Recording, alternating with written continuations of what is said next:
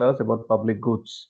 The basics of public goods we started, where we tried to have different types of goods and services which can be having some kind of publicness in them. For example, if you go by the slides, you will find there are four different categories of things. Some of the goods, of course, are private goods, which are kind of rival and exclusive. Some are rival but non-exclusive. Some are non-rival but exclusive. And there is a category which is non-rival and non-exclusive. The last category is the pure public goods, and the first category will be the private goods. In between, we have some kind of publicness. In some of the cases, the goods and services might be non-inclusive but rival, so they might be termed as public goods. And those goods which are kind of exclusive but non-rival, they might also be termed as some kind of public goods. But in the case of environmental goods and services, mostly we find goods of the third category, which is a third or whatever that means, you can say so, non-exclusive but rival. So that type of a thing. For example, fishing, so forestry. So these type of things might be there, which are actually considered to be in groundwater. So these are kind of public goods. So where you have the non-exclusive characteristics and kind of rivalry nature. So basically that means there will be scarcity, but at the same time, one is not kind of debarred from making use of the goods and services which are already made available. So from the point of view of social efficiency or societal requirement, there is a question out here. One question is related with how much of public goods are to be produced or provided in an economy. Now, before that, let us also understand the nature of the public goods a little bit more. You see, in the case of private goods, everyone can have different quantities of the goods. Okay, so if I am taking a cup of tea, so I might take a half cup of tea. Somebody else might have maybe more than half of the cup of tea, or somebody else might be having a kind of one cup of tea, something like that. So that way, in fact, the consumption or maybe use of the goods and services by different individuals might be different. And these are the goods which are actually exclusive and rival in nature. So in essence, we can say that these are private goods. For private goods, different quantities will be available for every individual. But for public goods, things are not like that. Public goods, they have a unique characteristics. So they will be available in equal quantity to everybody. So if a road you are talking about, the road is available to everybody in equal quantity. Similarly, a park is available to everybody in equal quantity. The river is also available to people in equal quantity. Okay, so something like that.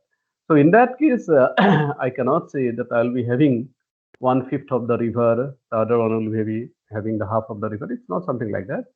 Actually, whatever amount is available to me is available to anybody else using that resource. So that is the nature of public goods. As a result of that, what happens sometimes actually kind of use of the goods cannot be kind of horizontally summed up. That is the problem. In the case of demand curves, it becomes a little bit difficult to horizontally sum up and say that this is the total demand for the goods. So normally in case of private goods, we do like that. So if we have individual demand curves, we try to sum it up, and whenever we get for every individual the demand curves, so then we can say that this is the total demand curve or societal demand curve. So that is one issue with the public goods. Now, so we'll try to have a look at how much of public goods should be made available in a society. There are certain conditions. We can look into this issue with the help of a specific example. So we'll try to have that. But of course, I'll be trying to upload the little bit of note out here. Let's see how it goes. Just a minute.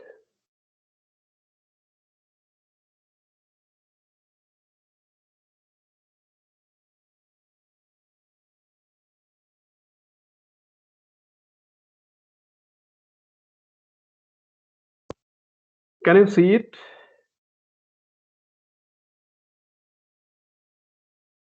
Yes, sir.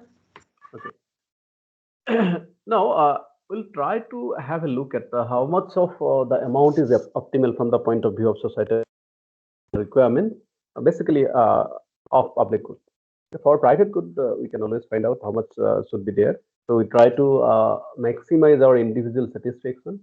The individual satisfaction is given by the utility function, and utility function is dependent on how much I consume of a particular good or a combination of different goods. Okay, so I try to, my satisfaction will be dependent on, okay, the different quantities of different commodities. So maybe my food, my clothes, my other requirements, kind of stationery, paper stationery, and so many other things might be there, right? So these things will jointly decide how much of satisfaction I have. And for maximizing my satisfaction level, so probably I can change the amount of the goods and services consumed or maybe used by me. So by doing that, I can, okay, be at my optimal level. So in the case of consumers' optimality, mostly we talk about maximization of satisfaction. So if we can arrive at the condition where satisfaction is maximized, we consider that is giving us the maximum consumers welfare. So that is the thing. Similarly, we can think about a seller's optimization behavior, the kind of producer's optimization behavior. A producer will be thinking about producing the least cost, or maybe maximizing his production level subject to a given cost, or maybe input quantity, something like that. So here also, when we are talking about provisioning of public goods, we have to think about, okay, maximizing or maybe optimizing the consumer satisfaction from consumption or use of goods and services. For this, we are just taking a hypothetical example. The example is, in a sense, you can say it's a kind of a model kind of a thing. So where we assume that there is an economy where only two goods are made available.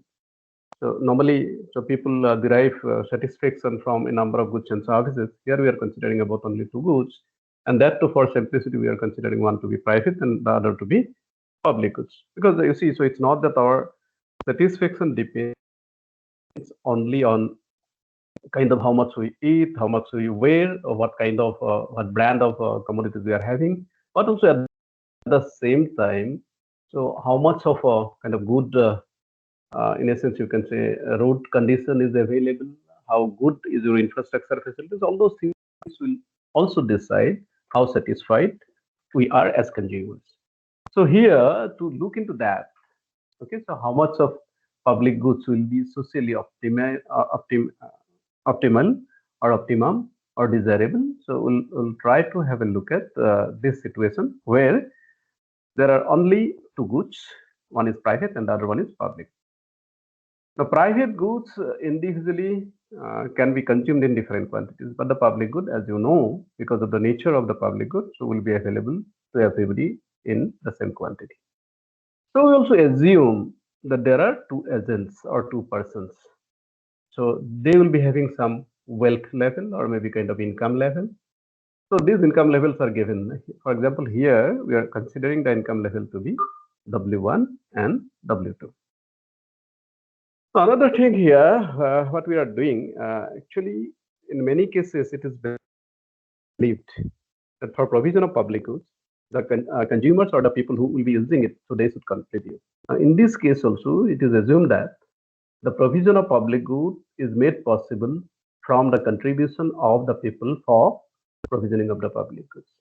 So since here there are only two people available, so we are assuming that they will also be contributing, and the contributions might be in the form of maybe G1 and G2 respectively for these two individuals.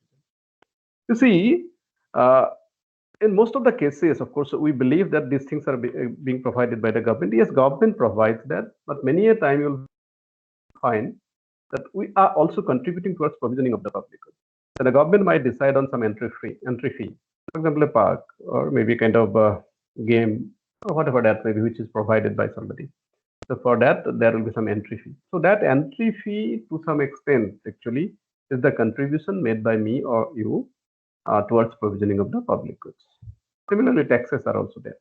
So let's assume that these contributions are something of those nature. So in that case, individually, individual 1 will be contributing around G1 amount of G1, and individual 2 will be contributing G2. So they will be consuming both public good as well as the private good. The public good amount might be given by capital G, whereas private goods will also be consumed individually. And this consumption of the private goods are given as small x1 for individual 1 and small x2 for individual 2. Again, for provision of the public goods, there should be some cost. A road is constructed, there will be a cost involved.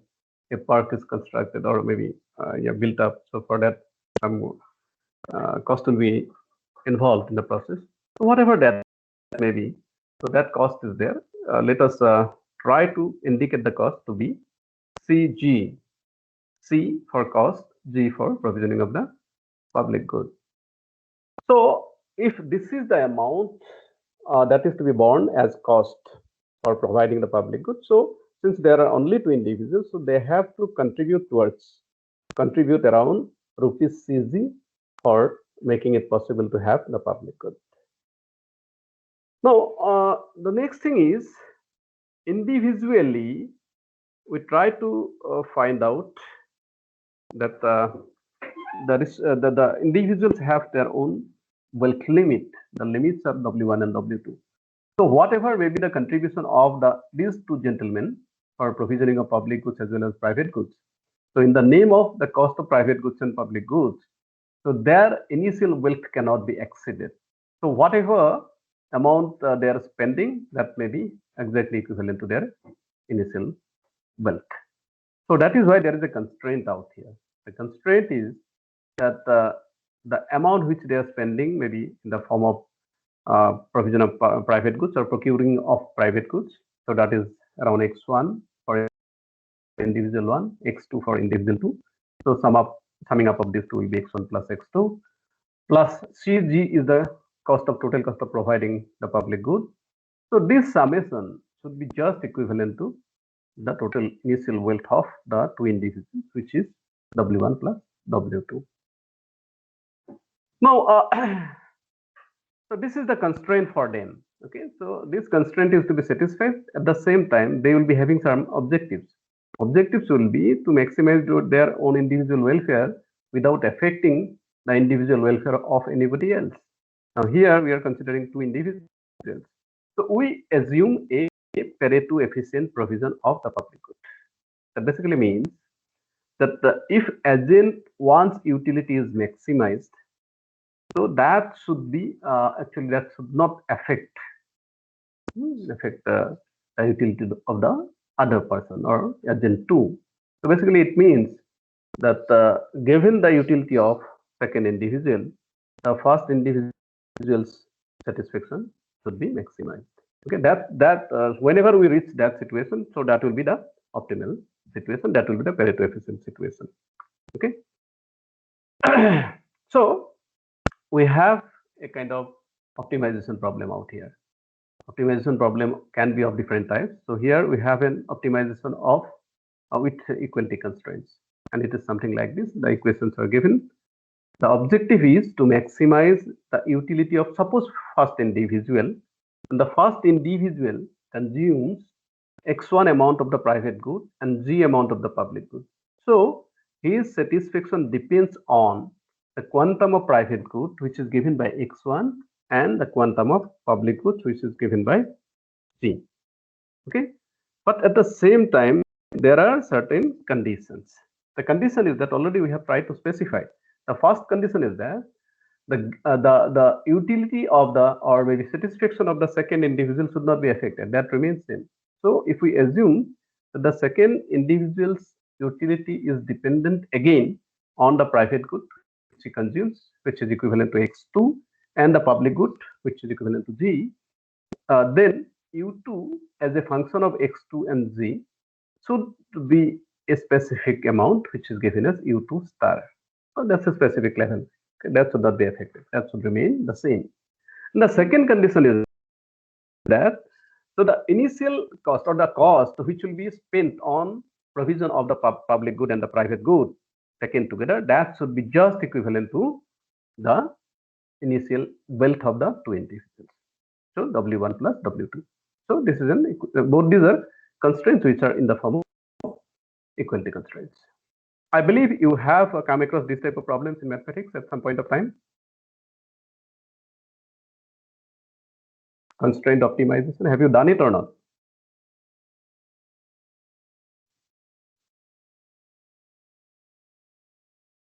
Yes or no?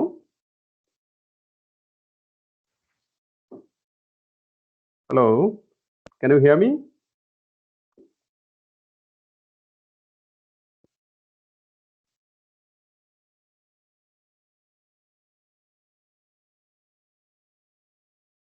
Hello, can you hear me or not?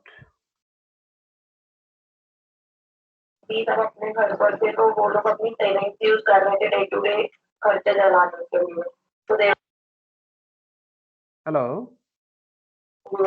Yes, sir, we can hear you. But so can you tell me whether you have done this type of constraint optimization before or not? No, sir. You haven't done? What is your answer? Okay. Okay. You see, so optimization can be of different types. One is, you see, without constraints, you know, it directly you have to maximize or minimize.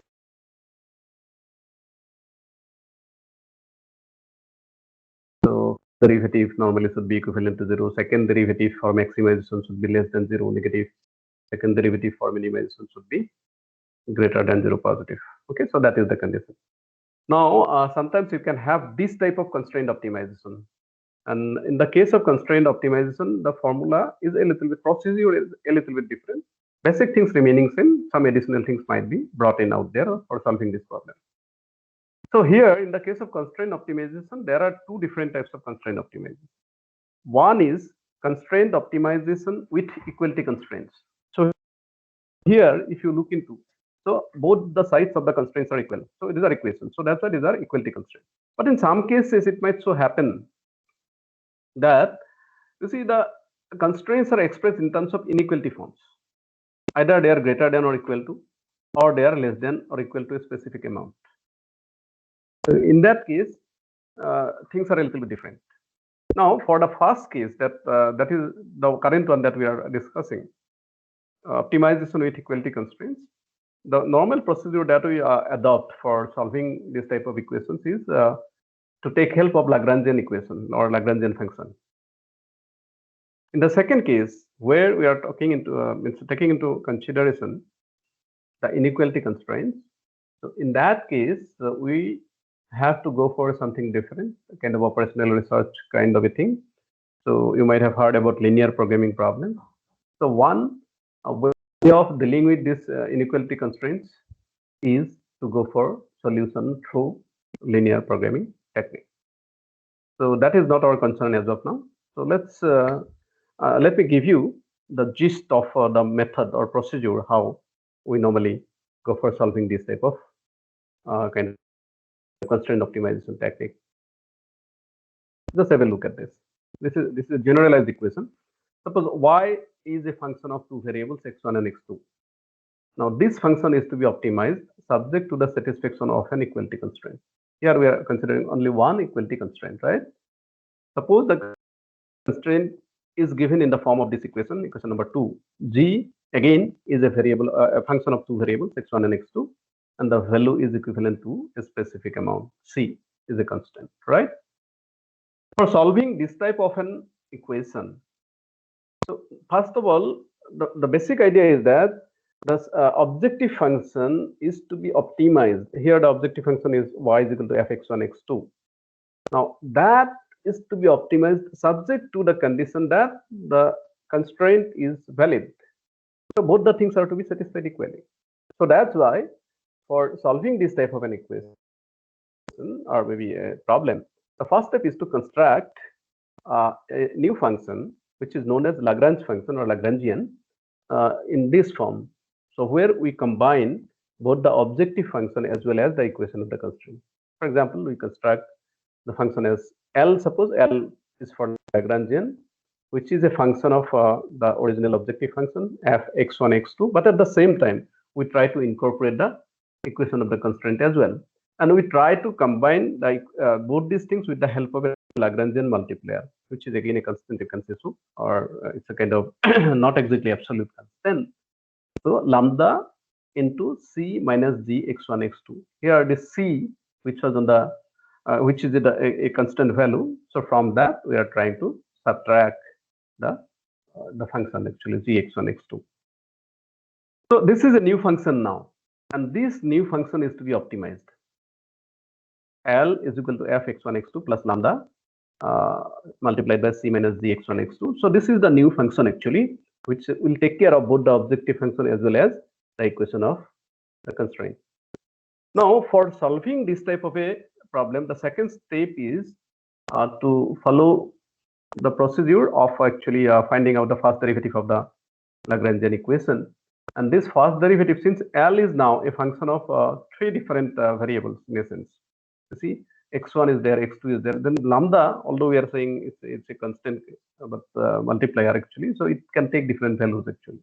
So in that case, the Lagrangian can change subject to the different values of Lagrangian multiplier as well.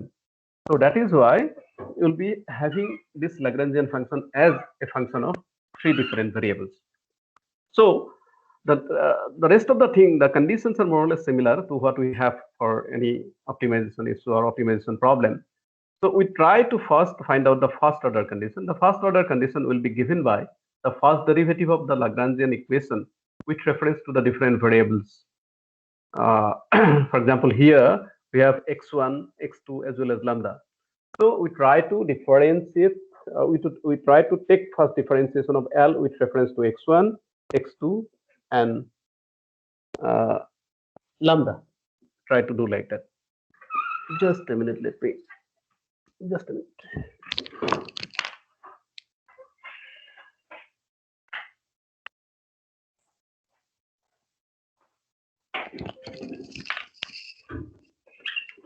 So we have the first condition as the first derivative of this function with reference to the variables to be equivalent to 0. So when solved, these conditions will give rise to certain sets of conditions, which might be considered as the conditions for optimization. And the second condition is the second, basically it's related with second order derivatives actually. Now in the case of constraint optimization, so the bordered Hessian determinant is constructed of different orders. For example, first order is given as h1 bar, that is the determinant of that. H2 bar is second order border Hessian determinant. So these values are found out. And normally the condition is that for maximization, the bordered Hessian determinants, okay, so should alternate in sign. H1 bar should be negative, but H2 bar should be positive, H3 bar should be negative. Again, for minimization, the value of the bordered Hessian determinant is negative. All the values, it's the Hessian determinant of different orders should be negative.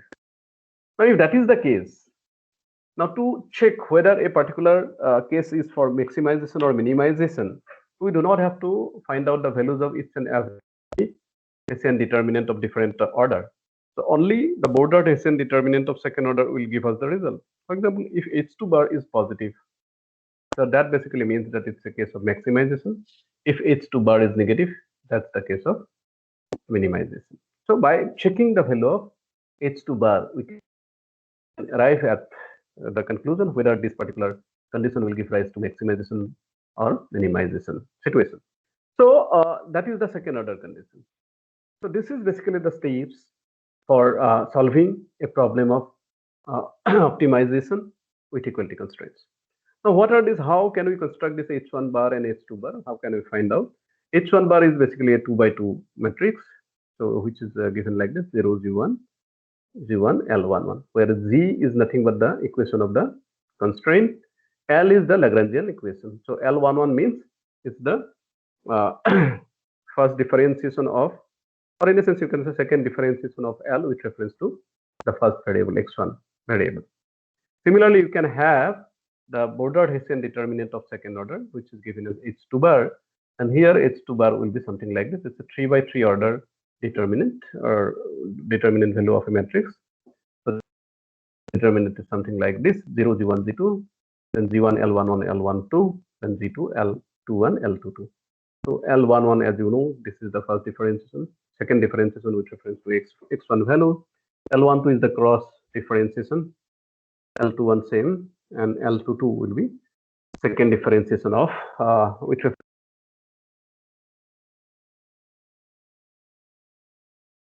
in our case we have found maximization of the utility of the first individual with reference to two different constraints. Okay.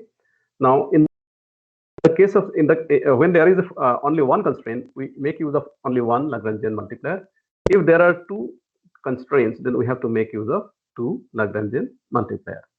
So if we do that, what we find is something like this. We found the Lagrangian equation as something like this. Okay, U1, that is to be maximized. U1 is a function of x1 and z. So since there are two constraints, so that's why we need to have two Lagrangian multiplier. So lambda 1 will be something like this. The second individual's utility should remain at a fixed level. Suppose u2 star minus u2 x2z plus lambda 2, where we say that the initial wealth of the individuals cannot be exceeded in the while spending the amount or private good as well as the public good. So this will be equation number 4. So lambda 2 multiplied by w1 plus w2 minus x1 minus x2 minus z. I hope this is clear to you, the construction of the Lagrangian equation.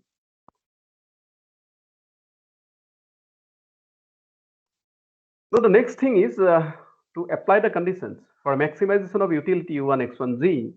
Then the first order conditions will be here. Actually, there are a number of variables. Here this L equation is a function of number of variables. For example, x1, g, then x2, then again you see lambda 2 is there. Okay, so so you have to differentiate these functions or maybe equation with reference to all these variables. Lambda 2 is there, lambda 1 is there, two Lagrangian multiplier are there. So with reference to all this, you have to differentiate and equate to 0. So while doing that, you will find this type of equation. For example, del L del x1 is equal to 0. So when you differentiate L with reference to x1, so first you will find differentiation of u1 with respect to x1. So del u1 del x1. And secondly, here this is not a function with reference to x1. So all the variables basically will be constant since you are differentiating with reference to x1. So in the third part, so this x1 is there, w1 will be constant, w2 will be constant, x2 will be constant, cz will be constant here. So what you get is plus lambda 2 into differentiation of x1 with reference to x1 is equal to 1. So plus lambda 2 multiplied by minus 1. So you will get minus lambda 2, which is equivalent to 0. So this is equation number 5, for example. Similarly, you can find out del L del x2, which is given, the value of which is given by equation number 6, minus lambda 1 del u2 del x2 minus lambda 2 is equal to 0. Next, you have to differentiate this with reference to g variable, then lambda 1 variable and lambda 2 variable. Okay, so the results are given in equation number 7, 8, and 9. Is that clear to you?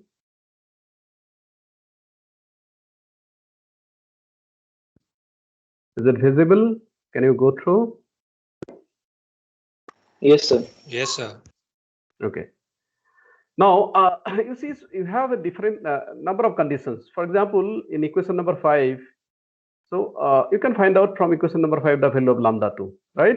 The lambda 2 value will be equivalent to del 1, del u1, del x1. Okay. This value of lambda 2 can be put in equation number 6. Okay. So you can do that. So if you do that, you will find a value of lambda 1. For example, lambda 1 is equivalent to minus del u1 by del x1, whole thing divided by del u2 by del x2. We denote this to be equation number 11, right? Now, if we use the value of lambda 1 and lambda 2 both, actually here I am writing only lambda 1, but we'll be using on the value of lambda 2 also. So suppose in equation number 7, okay, 7 is equation number is del L del Z equivalent to 0. So in that case, we get this equation del u1 del Z minus lambda 1 del u2 by del Z minus lambda 2 C dash Z is equal to 0. C dash Z is nothing but derivative of CZ, okay, derivative of CG with reference to G variable out here. So CG is the total cost of providing the public good. So C dash Z is the additional cost that is to be incurred while having an additional unit of the public good. So in essence, you can say that this is the concept of marginal cost of providing the public good, right? Additional cost for providing one additional unit of the good. So that is the marginal cost. So after putting these values in equation number 7, what we get is something like this. Equation 7 is del U1 del Z minus lambda 1. So the lambda 1 value is in terms of negative thing. So that's why when you put these values out here, what you find is it's a kind of positive thing. Del U1 by del X1 divided by del U2 by del X2 multiplied by del U2 del Z as given already, minus minus lambda 2 into C dash Z. Now, so when you bring this to the right hand side, you will find del U1 del X1 because lambda 2 is given as del U1 del X1 multiplied by C dash Z. Now, if you divide both sides of this equation by del U1 by del X1, so what will you get? You will get something like this. Del U1 del Z divided by del U1 del X1 plus del U2 del Z divided by del U2 del X2 is equal to C dash G, right? Or in essence, you can say that the left hand side will be something like this. Del U1, so this might cancel out. In that case, you will have del X1 by del Z. Or here, you will have something like del X2 by del Z. And this C dash Z, as I pointed out, C dash Z is nothing but differentiation of CZ. CZ is the cost of providing public good. So C dash Z will be marginal cost of providing the public good. Now, in essence, you can say that this is the condition for provision of optimal amount of public good. But how can you interpret it? For interpreting it, I'll go back to one concept, and that concept is the marginal rate of substitution. And that concept is borrowed from the concept of consumers' behavior in microeconomic theory. Okay, so in consumers' behavior, normally, so whatever we are talking about here, utility we are talking about. Utilities can be actually, can be expressed in terms of different diagrams. One way of expressing this utilities or satisfaction is to construct some indifference curves. Okay, indifference curves are downward sloping curve from left to right. So we assume like that. And a particular level of indifference curve actually represents a particular level of satisfaction or utility. Now, it is indifference curve in a sense because it represents the same level of satisfaction in the entire stretch of the indifference curve. So that is why this is known as indifference. And an individual consumer might be indifferent at any point of the indifference curve. So basically that means an indifference curve also represents a combination of two goods or services. Normally, if we represent it in a two-dimensional diagram, we can actually represent only two goods or services. So in that case, these two goods and services can give him satisfaction. Let's see how it looks like. Just have a look at this indifference curve. You see this IC1 on the diagram is a particular indifference curve representing a particular level of utility. Anything might be there. For example, it might be U1 as we have decided here, or maybe U2 for the second individual, whatever that may be. IC1. Okay, now here this IC1 is the utility or satisfaction for an individual, which is coming from a combination of goods and services or goods or services. This combination of goods or services is some amount of X and some amount of Y. It's not only one good or services from which he is deriving the utility. He is deriving the utility from a combination of goods and services. And for our convenience here, we are assuming that there are only two goods and services. So one is X and the other one is Y. Okay. I believe some of you might be having this concept of marginal rate of substitution. Now here in the indifference curve, we are taking two different points, A and B. At point A, the amount of X that he is consuming is suppose it is X1 or something like that. I didn't mention it. and y will be suppose y1 or something like that. So that combination of x and y will give him a satisfaction level. Okay. But at the same time, he is equally satisfied or indifferent in between points A and B. But interestingly, at point B, the amount of goods, amount of X that he is consuming is higher than the previous situation. So now he will be having more amount of X and relatively less amount of Y. Okay. In a sense, in both the points, the consumer is equally satisfied. The consumer is indifferent in between these 2 points. Or in a sense, you can say that the loss of delta Y is compensated for by increase in the amount of X by delta X. Okay, to make the consumer equally indifferent at different points of the utility curve or indifference curve. Okay, so there are substitution of some amount of X for some amount of Y. Okay, that phenomenon is actually represented by the concept of marginal rate of substitution. Now here, since you see, the consumer is equally satisfied or maybe equally indifferent between A and B, so we can find out the ratio, how much delta Y he is sacrificing for getting, okay, some additional unit of X to be in the same level of satisfaction. In a sense, so that is the marginal rate of substitution, and that is known as marginal rate of substitution of X for Y, and that is given as delta Y by delta X. Basically, that means the number of units of Y which is given up for having kind of some increase in Y amount and remain in the same level of satisfaction. Now, if this delta value is very small, so then we can replace this delta Y, delta X by dy dx or del Y del X. Okay, so that is the marginal rate of substitution between 2 goods. So here, if we look at our equation number 12, what we find is that there is a concept, there is this differentiation of del x1 del z, del x2 del z. In a sense, if we consider satisfaction level or utility function of agent 1 to be dependent on the amount of x1 and g, this del x1 del z can represent the marginal rate of substitution of z for x1. Similarly, del x2 del z will represent the marginal rate of substitution for g of g for x2.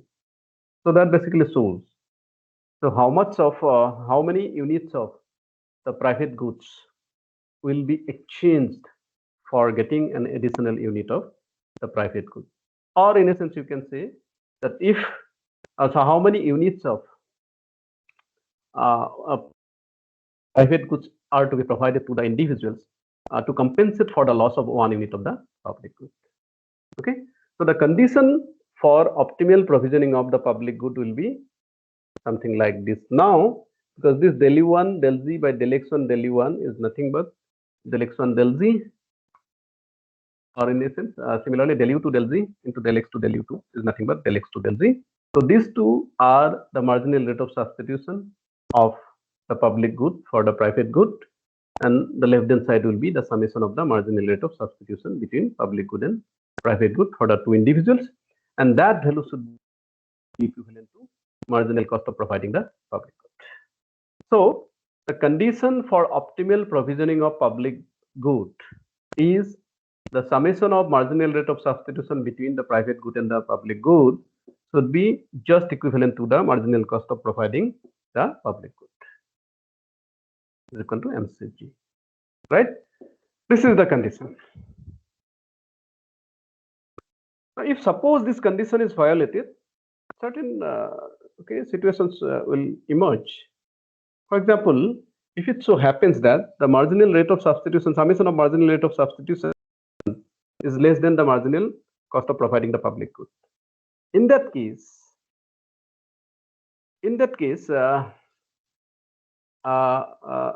it might so happen that by rearranging this public good and private good, we'll be in a position to make somebody better off without making anyone worse.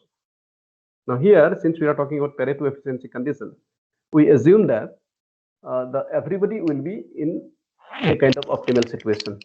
So the situation is such that somebody's maximization of satisfaction doesn't reduce the satisfaction of anybody else. That is the Pareto efficiency we are talking about out here.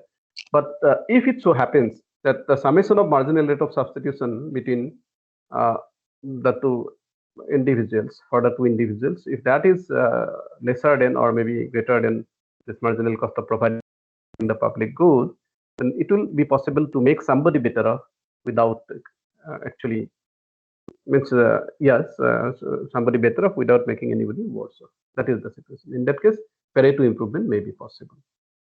So that is one issue actually which we need to look into. For that, here actually I'm trying to put you one situation where we are trying to show that summation of marginal rate of substitution between two goods for the individuals is less than the marginal cost of providing the public good. And we assume that the value of marginal cost of providing the public good is equivalent to rupee 1, and marginal rate of substitution between G and 1, public good and private good for the first individual is half, and MRS G2 is equal to 1/3. So that basically means that when we say MRS G1 is equal to half, that means agent 1 will be willing to accept half a rupee more of the private good for the loss of 1 unit of the public good. Similarly, if MRS Z2 is equal to 1/3, that basically means that the second individual is willing to accept 1/3 of a rupee more of the private good for the loss of 1 unit of public good, or maybe rupee 1 of the public good. Okay, so that is the meaning of these two terms. Now, if we try to reduce the public good by rupee 1, means the value of the public good by rupee 1. Okay, so in that case, this 1, since MRS Z1 is equal to half and MRS Z2 is equal to 1/3. So this loss of 1 unit of or maybe 1 rupee of the public good can be compensated by giving them half a unit of the private good more and 1/3 unit of the private good more to the second individual. So that means we can give half plus 1/3 of the private good. Half plus 1/3 is nothing but 5/6. So it is less than 1. It is less than 1 by 1/6 units. That means when the public good is reduced by 1 unit, we are in a position to compensate for this loss by giving them kind of 5/6 unit of the private good, and still we have 1/6 unit or maybe rupees left, which can be distributed among these two individuals and they can be made better off. Okay, that basically means the distribution is not the optimal now. Okay, so by simply reorganizing this, we are in a position to make somebody better off without making anybody worse off. So that is an issue. So that is why this distribution will not be optimal. So if the summation of marginal rate of substitution is less than the marginal cost of providing the public good, then in that situation, so maybe less of public good and more of private good is to be provided, so that optimality can be ensured. Otherwise, it will be kind of suboptimal allocation of the public goods. Now, these things can also be represented with the help of the concept of marginal willingness to pay. Means basically, so MRS Z1 or MRS Z2 sometimes are also represented in the form of marginal willingness to pay by the consumer for getting 1 more unit of the public good. And the condition says that this summation of marginal willingness to pay by the two individuals would be just equivalent to the marginal cost of providing the public good. This is another alternative interpretation of the condition for optimal provisioning of the public goods. In terms of diagram, this equilibrium can be represented like this. Okay, MRS Z1 is a falling curve in a sense, you can say so.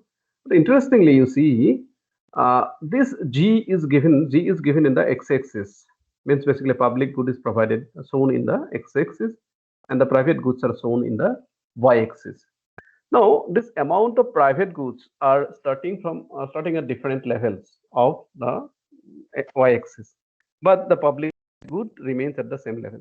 Basically, it shows that the same amount of public good is made available or is available for consumption for different individuals, whereas private goods are available in different quantities for consumption for different individuals.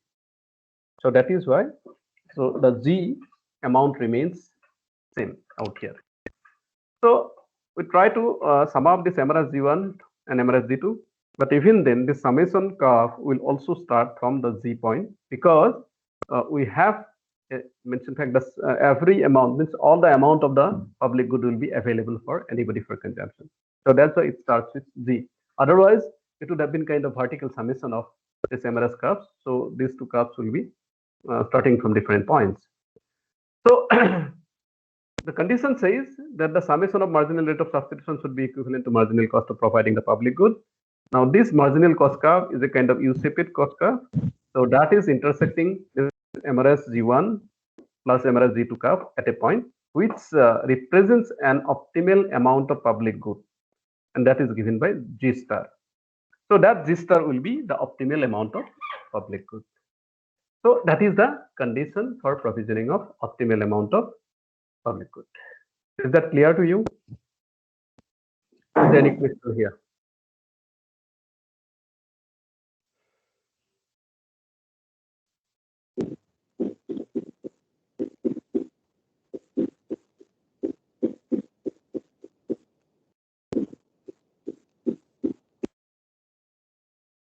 I hope it is clear to you. Yes, sir. Okay. Now, what happens if public good is provided by private parties? It is said that if the public good is provided by the private individuals or private parties,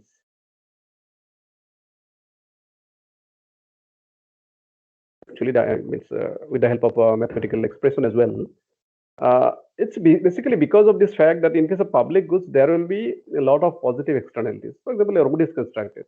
A road will have some positive externalities for many people. It's not only for the commuters, but also for some other people who may not be commuting all the time, but at the same time, they will be having some positive externalities. These positive benefits will be spread out of that. So if a park is built up, then the trees there or flowers there will have certain positive benefits to the neighboring people. Or maybe more oxygen will be available, pure oxygen might be relatively better. So those things will be there. So these things are normally not captured by the expression or maybe willingness of the private individuals to pay. So in that case, you see, the valuation will be at much lower level than what is socially desirable or socially optimal. So as a result of that, okay, private provisioning of the public goods cannot be the optimal. So that is why mostly we find that the private parties are not involved in provisioning of public goods, but in some cases it is done nowadays. It is mostly the public sector or the government who will be deciding on how much of the public good is to be provided. Of course, while providing the public goods or maybe creating that utility or facility, the private parties or private agents might be involved in the process. But ultimately, it is the government or maybe the public sector which will decide how much of the public good will be required for the overall welfare of the society at large. So private provision of public goods will make it available at less than the optimal quantity. Next thing about public good is about the concept of free riding. Probably many of you know about this concept of free riding. Free riding is a concept or maybe kind of act of people for enjoying or the benefits of goods and services without paying for it. Suppose a particular facility is being made available. So normally it should be by payment of the particular fee or maybe tax to enjoy the benefit of this. But once the facility is made available, it might be difficult for excluding anybody from making use of that. So in that case, the person who is enjoying the benefit of the resource or maybe the services without making any contribution for that, so he is considered to be the free rider. Okay. The simple thing, for example, some of you might be going to a movie hall to watch a film. So maybe 5 of you might have gone to the movie hall, but 4 people might have paid for the cost of the tickets for all of you. So in that case, the 5th person who has not paid but enjoyed the movie is the free rider. Okay, that happens actually. That is very much common in the case of public goods and services. Because in the case of private goods, so you can always prevent the free rider from enjoying the benefits. For example, in the case of movie theater that you have enjoyed, you might always say that you just pay the ticket amount first and after that you have the ticket. So that is possible. You can exclude somebody, you can exclude the free rider from making use of this. But in the case of public goods, that is simply impossible because the public goods are already made available. And in fact, it's extremely costly or difficult to prevent somebody from making use of the public good. The road is being constructed. So anybody and everybody can make use of the road. Okay. So whether you are paying something, paying a tax for provisioning of the public good or not. So that is why it's extremely difficult to prevent or maybe kind of overcome this type of problem of free riding in the case of public goods. In the case of private goods, although free riding might be possible, but there is a provision of excluding the free rider from making use of the resources. But in the case of public goods, it is extremely difficult to exclude the free rider from making use of the resource or the services. So free riding is a serious issue in the case of public goods. Okay. If you have any question, I can take up.